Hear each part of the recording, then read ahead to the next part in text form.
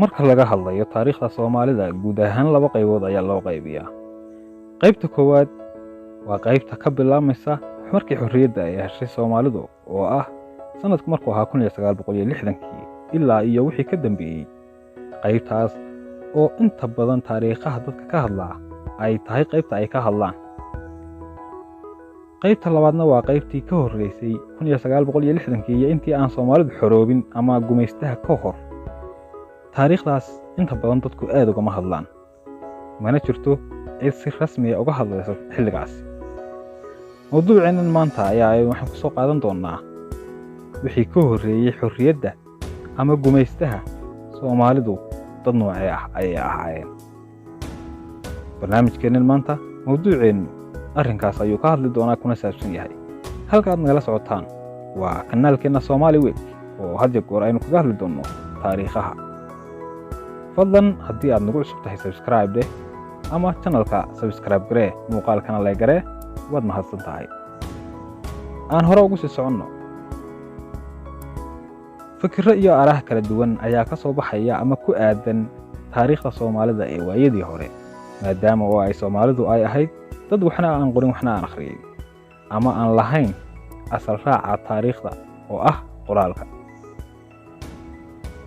dad badan ayaa fikirro kala duwan ka qaba Soomaalidu halka ay ka yimaadeen markii ugu horreysay.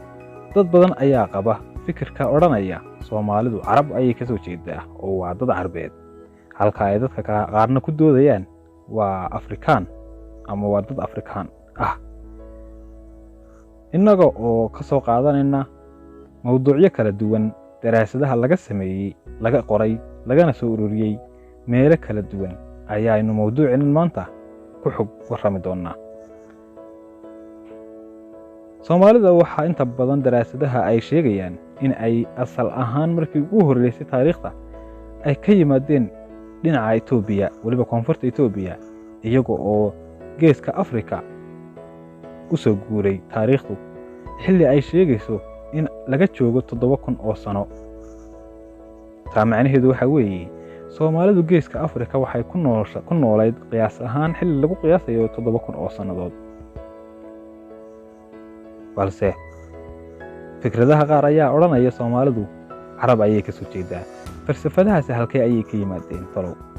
haddii aynu arrinkaas sida ugu macquulsan ka hadalno, waxa weeye Soomaalida intooda badan markii ugu horreysay maadaama ay ka yimaadeen koonfurta Itoobiya soona degeen geeska Afrika, waxaa dhici karta in ay u yimaadeen dad Carbeed kuwaasi oo la falgalay ama la dhaqmay dadkii Soomaalida ahaa ee deganaa geeska Afrika, kuwaasi oo ka guursaday lana degay kadibna ka mid noqday dadkii Soomaalida ahaa. waa ay dhici kartaa in qabiilada qaar ay ka soo jeedaan dad Carbeed, balse lama odhan karo Soomaalida dhammaanteed waxay ka soo jeedaa Carab. waxaynu ogsoonahay oo halkaa ka dhadhansan karanaa in Soomaalidu ay yihiin dad asal ahaan Afrikaan ah oo Afrika deegaan u ahaa, isla markaana ka soo guuray dhinaca iyo Itoobiya kadibna u soo guuray geeska Afrika.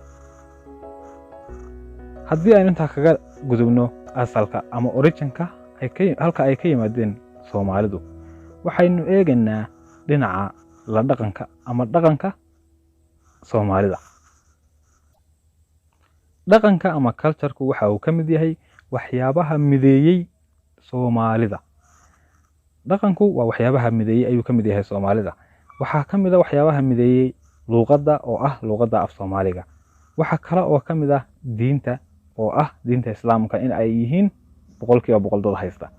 haddaba waxaa jirta xilli diinta Islaamku ay soo gaadhay dadka Soomaalida ah, waxaana la isku waafaqsan yahay diinta Islaamka in ay Soomaalida soo gaarsiiyeen dadkii Carbeed ee ka soo gudbayay badda cas, kuwaasi oo ganacsi ama qaab kale u imanayay dhulka geeska Afrika kadibna ku faafinayay diinta Islaamka.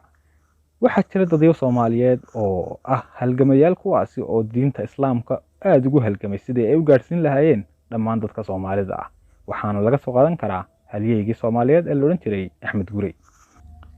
Soomaalidu haddii aynu qeexitaan ku samayno deegaanadooda, waxaa la odhan karaa waa dadka dega waqooyi galbeed Kenya, bariga Itoobiya, Djibouti, waqooyiga Soomaaliya iyo koonfurta Soomaaliya ee hadda loo yaqaano Somaliland iyo Soomaaliya. Shantaas marka la isku daro ayaa loo yaqaanaa Soomaali weyn. Deegaanada Soomaalidu inkasta oo ay kala duwan yihiin ama maamulo kala duwan hadda ay ka talinayaan, haddana dhab ahaan waxaa la og yahay oo cid kastaaba ay og tahay in ay dhammaantood wadaagaan magaca Soomaali, isla markaana ay wadaagaan luqadda Soomaaliga. Intaa kadibna ay wadaagaan diinta Islaamka. Haddaba waxaa la ogaaday markii ugu horreysay ee gumaystayaashu ay soo galeen Afrika in ay Soomaalidu yihiin qoomiyadda ugu ballaaran ee wadaagta hal af, hal luqad, hal diin, hal isir ee degan dhul isku wada xiga, kuwaasi oo noqon kara qoomiyadda ugu ballaaran ee Afrikaana ee degan hal dhul si siman. Kadib waxaa la bilaabay in la kala gogooyo oo qoloba meel lagu oodo si ay loo kala jarjaro awoodooda, maadaama oo ay yihiin hal qoomiyad. waxaa la qiyaasay haddii ay midoobaan awoodda ka iman karta inay Afrika dhammaanteed ku qabsan karaan. Kadib waxaa la bilaabay in la kala jarjaro oo qoloba meel lagu oodo, isagoo oo gumaystuhu u gacan geliyay qaar ka mid ah Itoobiya, qaybna u gacan geliyay Kenya. saddexdii qaybood ee soo horayna waxaa kala gumaystay Faransiiska oo gumaystay waddanka Djibouti imika loo yaqaano, Ingiriiska oo gumaystay Somaliland, iyo Talyaaniga oo gumaystay qaybta koonfurta ee Soomaaliya loo yaqaano. Kadib halgan dheer oo ay galeen ayaa ay ku xoroobeen, isla markaana waxaa ku midoobay laba qaybood oo ka mid ah qaybihii Soomaaliya, kuwaas oo kala ahaa waqooyiga iyo koonfurtii. balse waxaa gacanta ka baxay waddanka Djibouti oo isagu gaarkiisu taagay, halka qaybta Kenya haysatay ay weli ku gacan jirto Kenya, qaybta Etoobiyana ay weli Etoobiya gacanta ugu jirto. waqooyiga waxaa gumaysanayay waddanka Ingiriiska, isagoo oo ku sameeyay daraasado aad u fara badan dadyogan Soomaalida ee uu gumaysanayo, isagoo oo samaystay rag fara badan oo af Soomaaliga yaqaano, kuwaasi oo dhalashadoodu ahayd Ingiriis, isla markaana ay caawinayeen qaar Soomaali ka mid ah. kadibna waxa uu marayay dhammaan miyada iyo meel kasta oo ka mid ah dhulka Soomaalidu degto. waxa uu ku sameeyay daraasadkaasi oo qiyaasay qof kasta oo Soomaaliya bal caqligiisa, dareenkiisa iyo hamigiisa, taasi oo u fududeysay gumaystaha in uu gumaysiga si buuxda uga fuliyo dhulka Soomaalida. kadib daraasadaha uu sameeyay waxaa ka mid ah oo aynu ka soo qaadan karnaa in ay dhacday isagoo oo maraya in Ingiriis oo Soomaaliga yaqaano dhulka miyiga in uu la kulmay gabadh ama reer uu u yimid, kaasi oo ay reerkii ay siiyeen caanahaas gabadh ayaa loogu dhiibay, gabadhii ayaa u geysay. had iyo goorna Soomaalida dhaqankooda waxaa ka mid ahayd inay gabdhuhu xidhan jireen maryo loo yaqaanay saddex qaydkaasi gabdhaha waxaa qaawanaan jiray dhinaca gacanta ilaa garabka, halkaas oo gabadhii markay caanihii u geysay uu ninkii caddaanka ahaa isagoo u mahad celinaya uu tankiyo ku yidhi, kadibna uu garabka kasi taabtay. gabadhii orod ayaa isdhigtay, geed ayay xagga shir ka martay, kadibna waxay ciid ku camcamaysay halkii uu ka taabtay, iyadoo oo ujeeda gaal ayaa taabtay oo waa nijaasoobay. ninkii gaalka ahaa wuxuu aad ula yaabay halka ay taagan yihiin Soomaalidu ama caqiidada diinta Islaamka ay ka taagan yihiin, kuwaasi oo kaba khashaafaya ninkan caddaanka ah.